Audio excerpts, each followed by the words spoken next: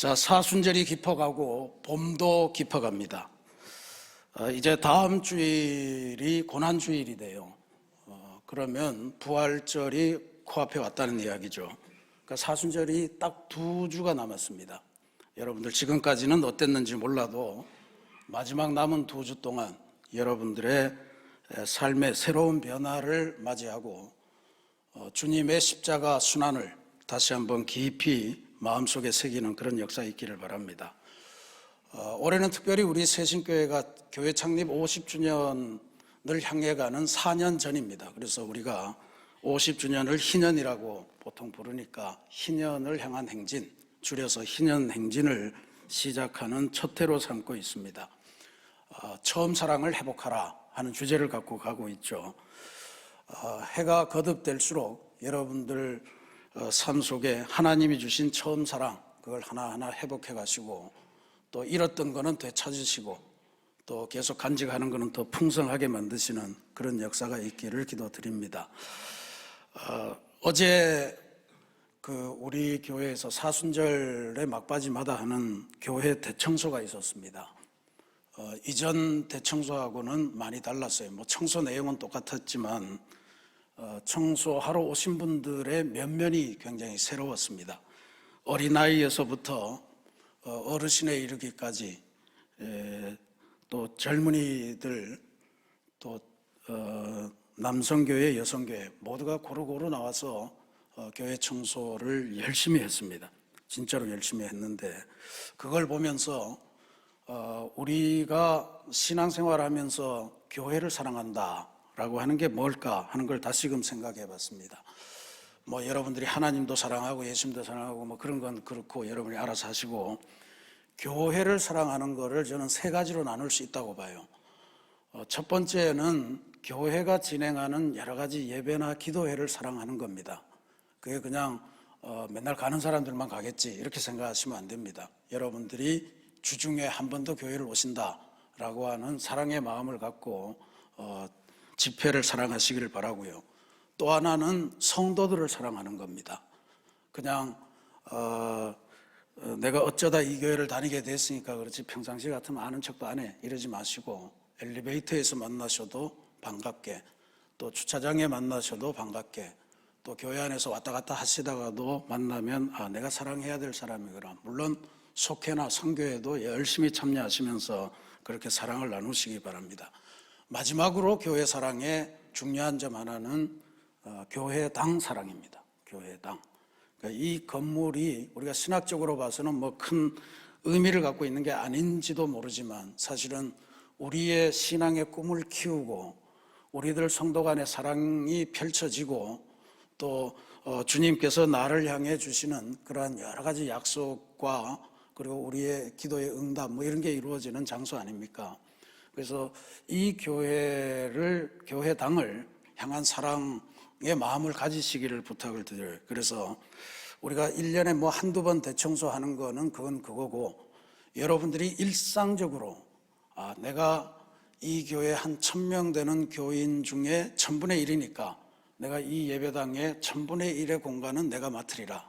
그래서 한번 이렇게 돌아보시고 여러분들 마음속에 내가 꼭 요거는 책임지겠다 하는 거는 평상시에도 오셔서도 한 번씩 앉아도 주시고 만져도 주시고 닦아도 주시고 그렇게 하는 그런 역사가 있으면 좋겠다. 그래서 교회를 사랑하는 사람들의 물결 이게 점점 확산되는 그런 역사가 있기를 간절히 기도드리겠습니다. 성전이라고 하는 것이 예수 그리스도를 몸으로 하고 또 성도들 각자가 다 연결되어서 이루는 그러한 공동체이거든요. 그러니까 그런 면에서 나도 이 성전의 주인으로서 한 부분을 책임지겠다라고 하는 그런 마음을 가지시고 교회 사랑의 폭과 또 교회 사랑의 깊이를 더 많이 해 가시는 그러한 여러분의 희년 행진이 되시기를 기도드리겠습니다. 오늘 사순절 5번째 주일입니다. 우리는 예수님께서 지금 예수님께서 이제 삶의 새로운 단계로 나아가시는 지점에서 영광을 받으실 때가 됐다 하면서 그 영광의 길, 그것을 하늘의 미랄, 한 알의 밀이라고 하는 것에 비유하시면서 알려주시는 그 말씀을 오늘 봉독을 했습니다. 먼저 성경 본문을 조금 세밀하게 살펴볼 필요가 있습니다. 여기 보면 명절에 예배하러 올라온 사람 중에 헬라인 몇이 있었다 그랬습니다. 명절이라고 하는 것은 지금 유대인의 유월절입니다. 우리나라로 치면 광복절쯤 되는 그런 명절입니다. 유월절에는 특별히 예루살렘에 20세 이상 된 남자들은 무조건 예루살렘 성전을 순례하는 그러한 율법을 갖고 있습니다. 그러니까 온 세계 어디에 살든 예루살렘 성전을 이 6월달에는 항해서 순례를 한다라고 하는 게 풍습이고 불문율처럼 그렇게 되어 있었습니다. 그 수많은 사람들이 밀려오는데 그날 6월절에는 헬라인들이 있었다라고 하는 거죠. 헬라인이라고 기록했는데 이 그리스 사람입니다. 그러니까 유대인도 아닌 사람들인데 지금 예루살렘 성전을 순례한다. 이게 굉장히 신기한 일입니다. 그리고 그 사람들이 또 예수님을 만나기를 원한다. 이것도 왜 만나려고 하는 걸까? 그것도 신기한 일입니다. 또 예수님은요, 이 앞에 보면 늘 아직은 나의 때가 아니다 라고 하는 말씀을 거듭하시는데, 이 사람들을 만난 직후에는 이제 인자가 내가 영광을 얻을 때가 되었다 이렇게 변화된 말씀을 하시는데, 그거는 또 뭔 이유일까? 이게 오늘 우리가 한번 질문하고 대답해 봐야 될 내용입니다. 먼저 그리스 사람들, 이 사람들이 누굴까? 한번 짐작을 해 봅시다. 이 사람들은, 그리스 사람들은 당시 지식과 문화의 중심 세계를 살아가던 사람들입니다. 예수님께서 서기 영년에 보통 태어났다고 그렇게 이야기를 하죠. 근데 예수님 오시기 500년 전에 그리스에는 소크라테스라는 사람이 나왔어요. 그 이전에는 많은 사람이 있지만 가장 유명한 사람 아니에요. 그를 뒤이어서 플라톤, 아리스토텔레스 뭐 이런 사람들이 나와서 학문의 세계와 깊이를 점점 깊이 했습니다. 그때 우리 동양에서는 공자, 뭐 석가모니 이런 사람들이 나왔을 때예요. 그러니까 세계의 모든 학문의 중심을 이루는 사람들이었고, 바울도 전도 여행을 하다가 아테네를 갔을 때 그들과 변론하다가 아주 막 붕괴하고 뭐 이런 장면들이 사도행전에 기록되어 있습니다. 그러니까 굉장히 학문적으로 자존심이 높고 또 수준이 높고 그렇게 했던 사람들이다 이렇게 볼 수 있습니다.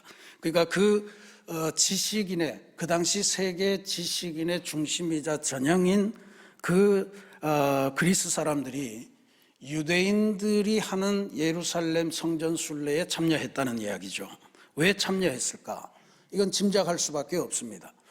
그리스 사람들이 학문의 세계가 어떻게 구성되었을까? 세계는 뭐가 기원일까? 뭐 이런 세계를 설명하는 철학이나 사상이나 문화 이런 거에는 굉장히 발달한 시각을 갖고 있었는데, 소위 그들의 영적인 세계의 문제, 그들의 신의 문제, 이거에 대해서는 불만을 가지는 사람들이 있을 수 있어요. 우리도 그리스 신화를 읽어보면 그런 좀 이상한 느낌을 갖게 됩니다. 왜냐하면 일단 신이 굉장히 많아요. 수많은 신들이 올림푸스 산에 들들하게 있습니다. 그래서 그 신들이 있는데 그 신들의 세계를 가만 보면 이게 사람이 하는 짓하고 똑같은 짓을 해요. 오히려 어떻게 보면 사람보다 못한 그런 모습을 보이는 경우가 많습니다. 도둑질도 하고 남의 아내를 훔쳐가기도 하고 또 서로 속이기도 하고 뭐 싸우고 죽이고 뭐 온갖 그 협잡이 다 일어나는 그런 상황이에요. 그러니까 이게 사람 세상도 복잡한데 신들의 그런 복잡한 거를 보면 이게 제대로 학문의 세계를 하는 사람들이 보면 저도 도대체 뭘까? 진짜 있는 걸까? 이런 생각을 하게 된단 말이에요. 근데 그들이 어느 순간에 헬라가 아니고 히브리 사람들이 갖고 있는 신의 세계를 만날 경험이 있는 사람들이 있었을 거예요. 근데 그 히브리 사람들이 모시고 히브리 사람들이 추앙하는 여호와 하나님이라고 하는 존재는 그리스 신화에 나오는 신들하고는 전혀 차원이 달라요. 일단 한 분밖에 없다. 이 신기한 이야기죠. 왜 신이 한 분밖에 없을까? 그럼 바다는 어떡하고 산은 어떡하고 강은 어떡하고 하늘은 어떡하냐. 이거 한 분이 다 하신다니. 그리스 신앙은 다 갈라져 있잖아요. 근데 그 한 분이신데 그것도 참 신기한데 이분은 자기가 택한 이스라엘 백성, 히브리 백성들을 돌보는 일에 아주 전념을 다하고 그 다음에 그들이 아파서 신음을 하면 해방시켜주고 그 다음에 인도해주고 약속의 땅, 적과 꿀이 흐르는 약속의 땅으로 쭉 돌봐주시면서 끌고 가시는 그러한 진짜 신으로서는 굉장히 믿고 싶은 그런 신이다라고 하는 걸 발견하게 된 거예요. 그러니까 헬라인으로서 그리스 사람으로서 자기네 학문과 이런 건 굉장히 자랑스럽지만 신의 세계에 대해서는 불만을 가진 사람들이 히브리의 신들, 이 예루살렘 성전을 중심으로 한 이 영적인 세계에 발을 들이고 싶어하는 많은 사람들이 있었으리라. 그 사람들 중에 몇이다 이렇게 우리가 짐작을 해볼 수가 있습니다. 근데 어느 6월절에 그래서 예루살렘 성전을 중심으로 한 그 순례의 길에 올랐는데 그해 6월절에는 이상한 일이 하나 있었습니다. 나사렛에 있는 예수라고 하는 사나이가 예루살렘에 입성을 하는데 나귀를 타고 입성을 하는 거예요. 그 나귀를 타고 온다는 것도 굉장히 이상한 일인데 그 나귀 타고 오는 상상을 해보십시오. 백마, 훌륭한 군마를 타고 오는 게 아니고 나귀를 타고 뒤뚱뒤뚱 대면서 오는데 온 동네 사람들이 다 나와서 그 사람에게 다윗의 이름으로 오시는 이여 호산나, 메시아에게 붙이는 찬사를 붙이면서 환영을 하고 있다 이런 이야기예요.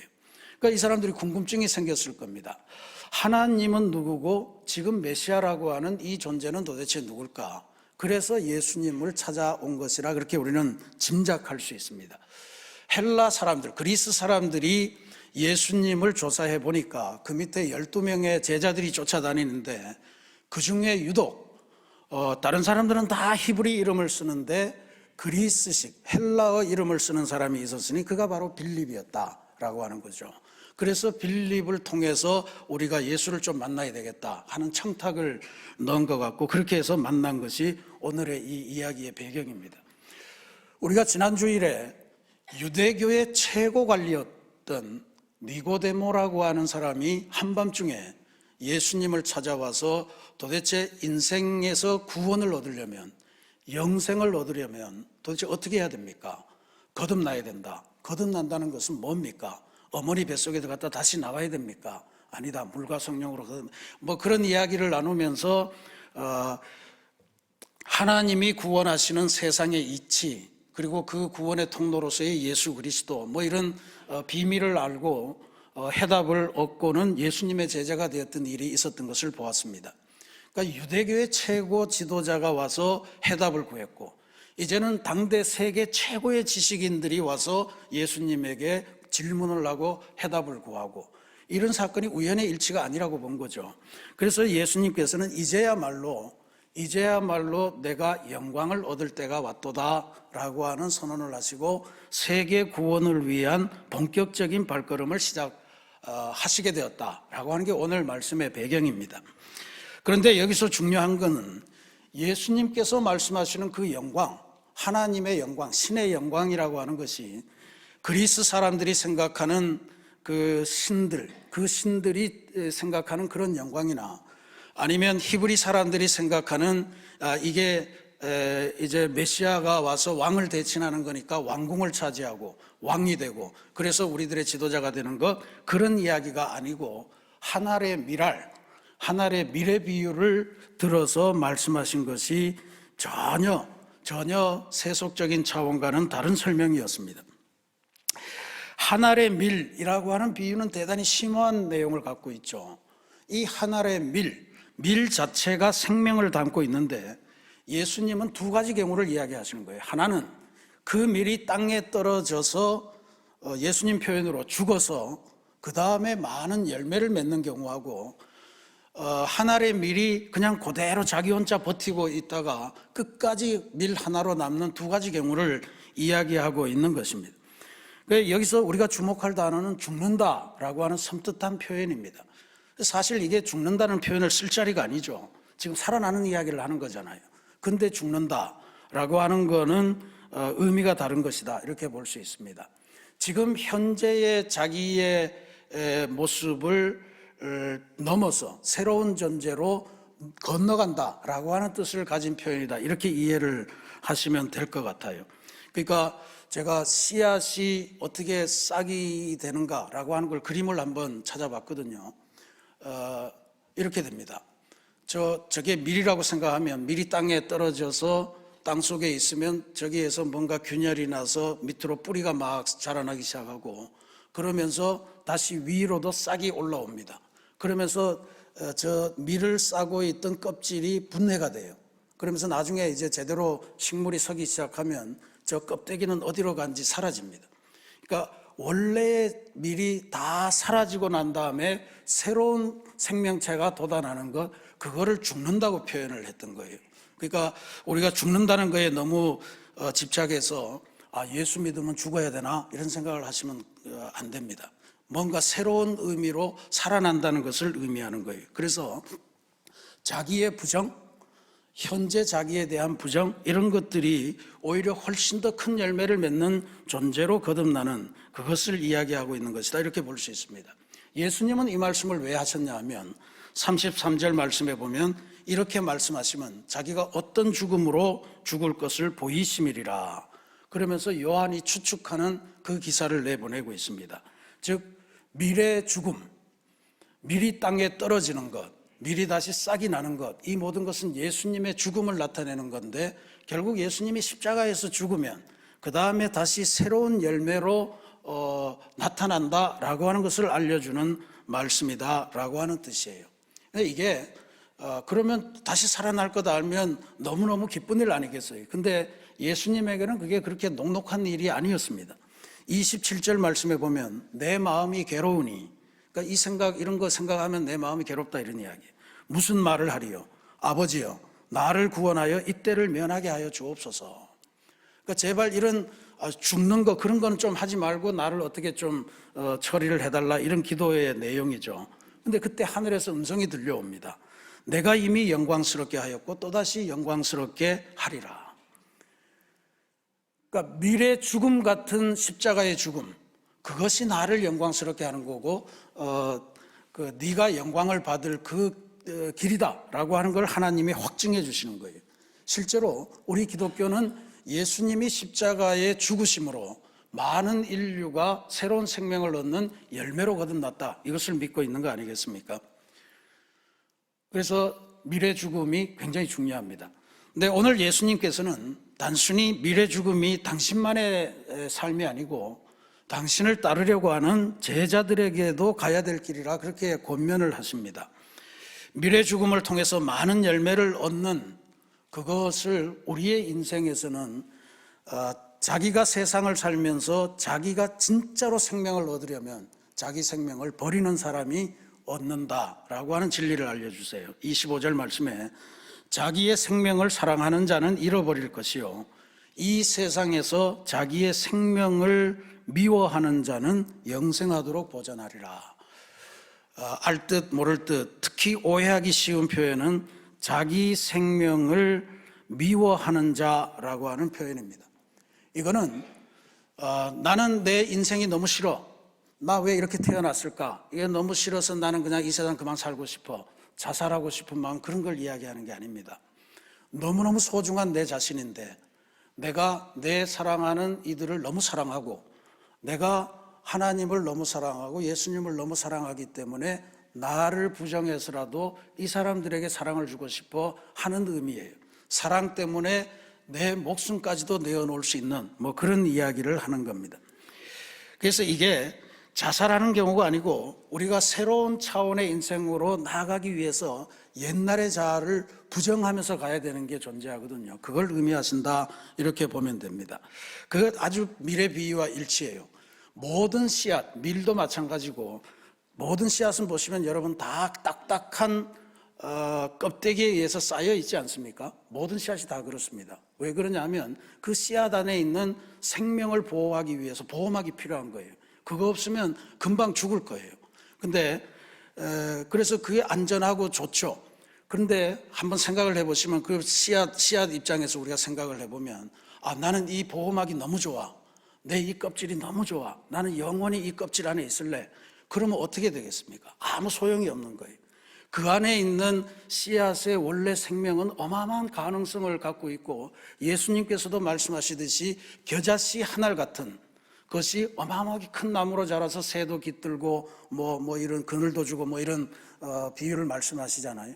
그러니까 그 생명의 가능성을 마음껏 발현하기 위해서는 껍질이라는 존재를 아까 보신 그림처럼 껍질을 찢고 껍질을 깨고 껍질을 부수는 이런 과정이 없으면 그게 안 나타난다는 이야기예요. 이게 하늘의 미랄이 주는 귀중한 비유입니다. 우리가 인생을 살아가면서도 어느 정도 세상을 우리가 다 웬만큼 이제 살아가고 있는 중인데, 살다 보면 껍질이 다 형성이 됩니다. 껍질이 다 형성이 돼요. 이게 심리학에서는 페르소나 이렇게 이야기합니다. 페르소나. 헬라어 원뜻은 가면이라는 건데, 가면이라 그러면 너무 가식적이니까 껍질 이렇게 하는 게 좋은 것 같아요. 살아가다 보면 나는 한때는 누군가의 아들이었다가 아들이라는 껍질을 갖고 있다가 언젠가 되면 누군가의 남편이라는 껍질을 쓰게 되고, 또 교회에서는 목사라는 껍질을 쓰고 뭐 이렇게 저렇게 다양한 껍질, 명함에 쓸 수 있는 거, 이력서에 쓸 수 있는 거, 전부 다 껍질에 해당되는 거예요. 근데 그러한 껍질이 그러면 난가? 라고 하는 생각을 해보면 이건 좀 다를 수 있어요. 죽지 못해 하는 일도 내 껍질이 될 수 있는데 그게 나 자신은 아니잖아요.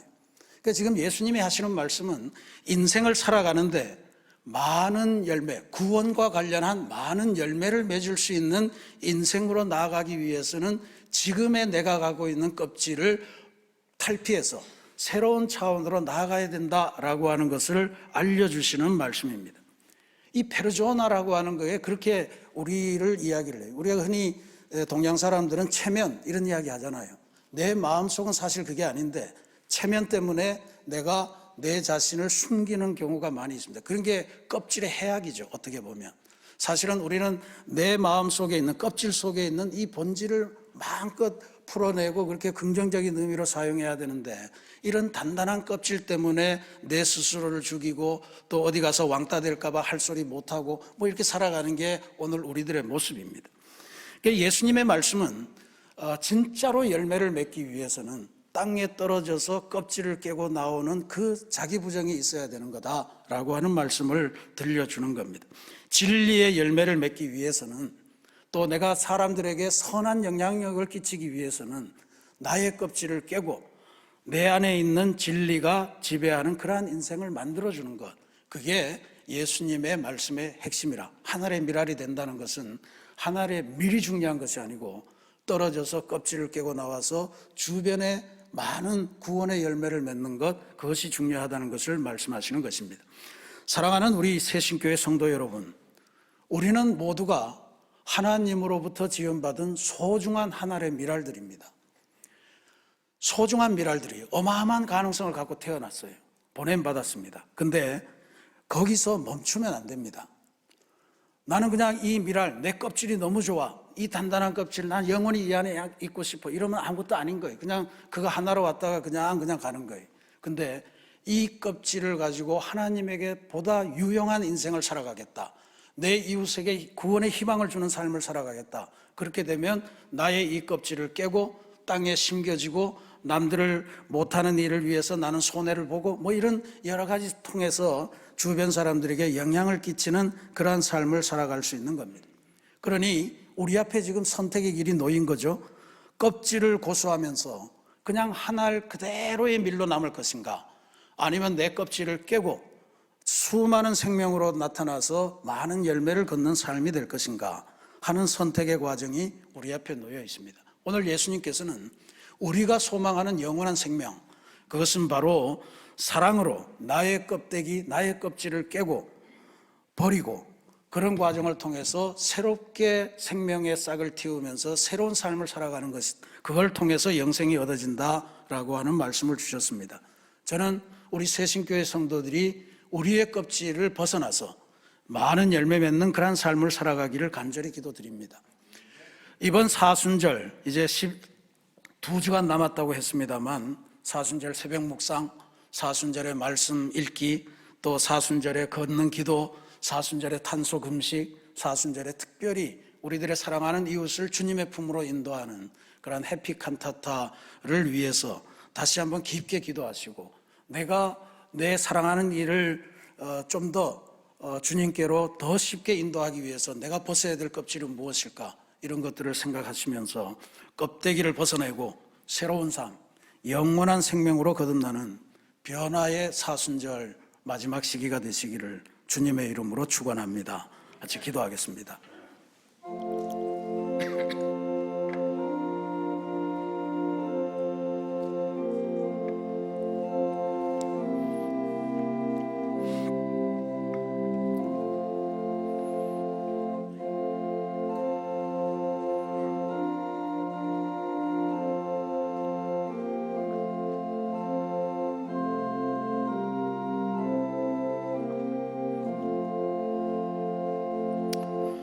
사랑의 하나님, 하나님의 몸으로 인간의 되셔서 이 땅에 오신 예수님께서도 이 세상의 사람을 구원하시기 위해 땅에 떨어져 죽어 많은 열매를 맺는 밀알과 같은 그러한 삶을 살지 않으면 안 된다고, 그게 괴롭지만 나는 받아들여야 되겠노라고 고민하시고 토로하는 장면을 오늘 우리들이 보았습니다.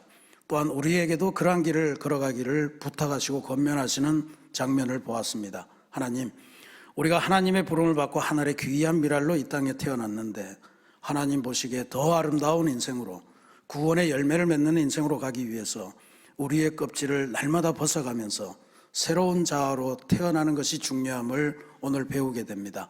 하나님, 하늘의 밀처럼 땅에 떨어져서 열매 맺는 밀처럼 그렇게 살아가게 하시고, 나는 이 껍질이 좋아서 껍질 안에 영원토록 있을 거야 하며 하늘의 껍질로 독야청청하며 그렇게 살아가는 어리석은 삶이 되지 않도록 주님 도와주옵소서. 예수님 이름으로 기도합니다. 아멘.